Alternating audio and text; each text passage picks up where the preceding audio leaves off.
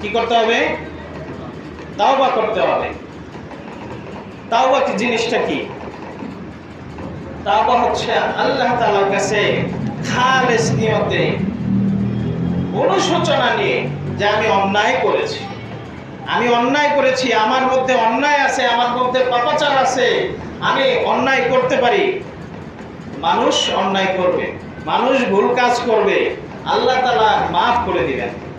আল্লাহ তাআলা মাফ করার জন্য প্রস্তুত আছেন, সদা প্রস্তুত। আল্লাহ বান্দাকে ক্ষমা করে দিতে চান, মাফ করে দিতে চান। আল্লাহ তাআলা বান্দাকে জাহান্নামে ফেলতে চান না। আল্লাহ তাআলা জান্নাতে বান্দাকে দিতে চান। কিন্তু আমরা যদি না নিতে চাই তাহলে তো আর জোর করে দিবেন না আল্লাহ তাআলা। আল্লাহ তাআলা জোর করে দিবেন? জোর করে দিবেন না। আমাদেরকে চাইতে হবে, আমাদেরকে নেওয়ার জন্য চেষ্টা করতে হবে। তো কিভাবে করতে পারি? এই যে অনুশোচনা থাকতে হবে আমার মধ্যে, আমি অন্যায় করেছি।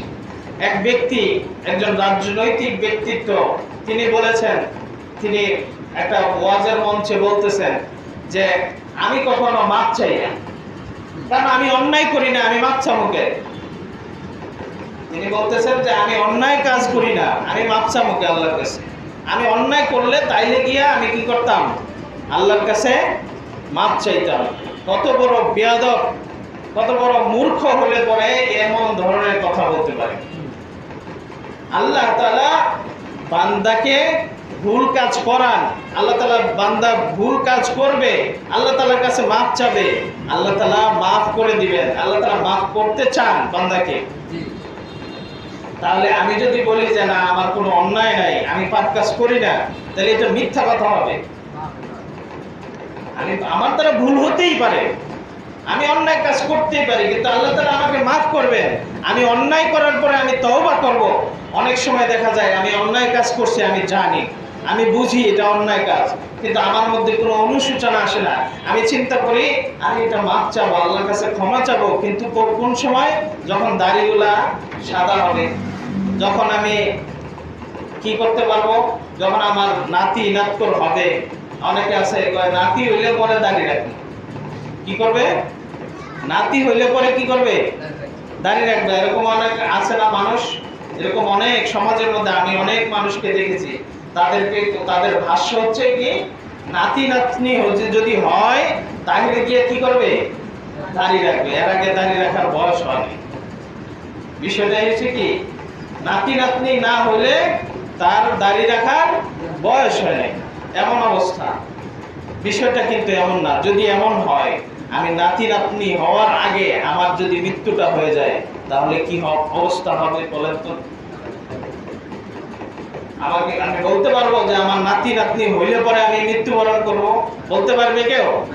আমি 1 ঘন্টা পরে আমি বেঁচে থাকবো, কেউ বলতে পারবে? দেখি কেউ বুকে হাত দিয়ে বলেন তো, আমি 1 ঘন্টা পরে বেঁচে থাকবো ইনশাআল্লাহ। বলেন, পারবে?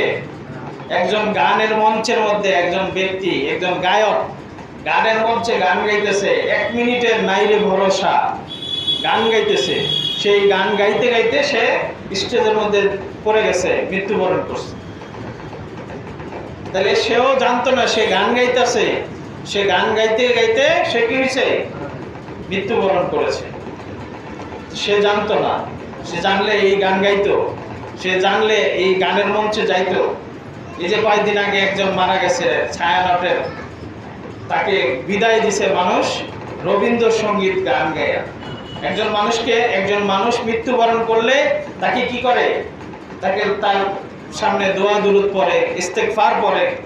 হ্যাঁ, যদি হিন্দু হয় তাহলে তাকে আগুনে পোড়ায়। বিভিন্ন তাদের ধর্মীয় যেই সংস্কৃতি আছে এগুলোর মাধ্যমে তাকে কি করে? শেষ বিদায় জানায়। তো এইরকম অবস্থা আছে, বিভিন্ন পরিস্থিতি দেশের মধ্যে আছে। তো এইগুলো সবকিছুকে আমাদের দেখে ওভারকাম করে আমাকে আল্লাহ তাআলার রাজি খুশি করার জন্য এবং রাসূল সাল্লাল্লাহু আলাইহি ওয়াসাল্লামের দেখানো পথ অনুসরণ করে আমাকে কি করতে হবে? আমার জীবনকে পরিচালনা করতে হবে।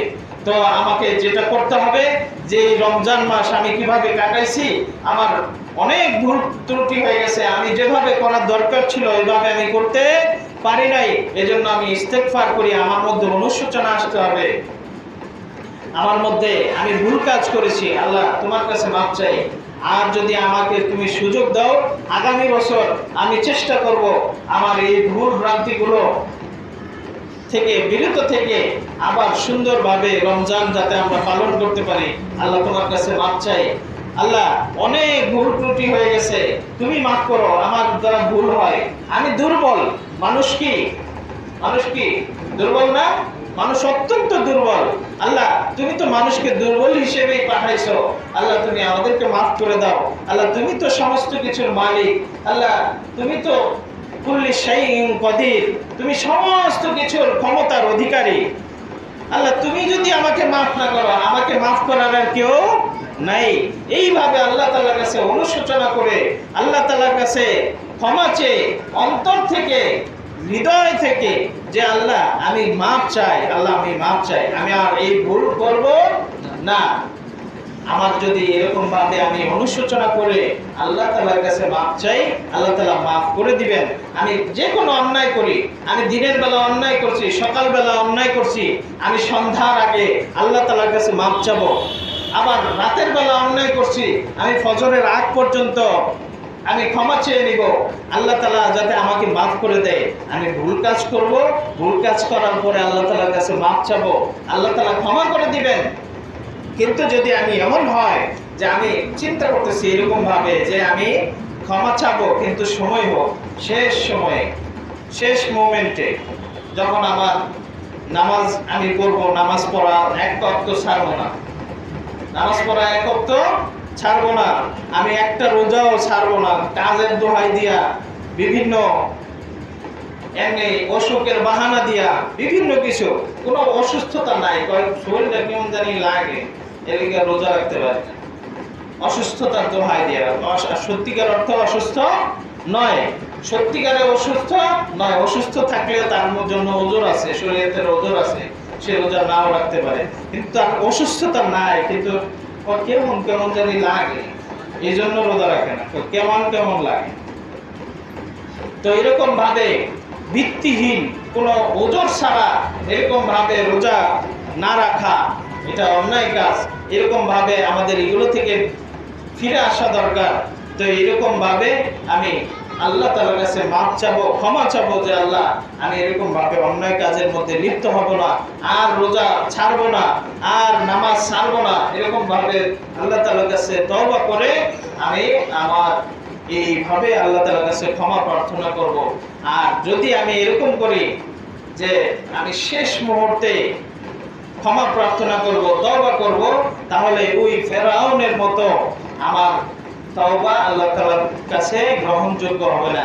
শেষ মুহূর্তে যখন আর তার তওবা করার সুযোগ থাকবে না, যখন তওবা আল্লাহ তাআলার কাছে গ্রহণযোগ্য হবে না, এই সময় তওবা করলে তওবা কোনো কাজে আসবে না। এজন্য আমাদেরকে সময়ে থাকতে, সময়ের মধ্যেই আল্লাহ তাআলার কাছে তওবা করা দরকার। এই রমজান মাস শেষ হয়ে যাচ্ছে, এই তো সেদিন শুরু হয়েছিল, আবার এই রমজান মাস শেষ হয়ে যাচ্ছে।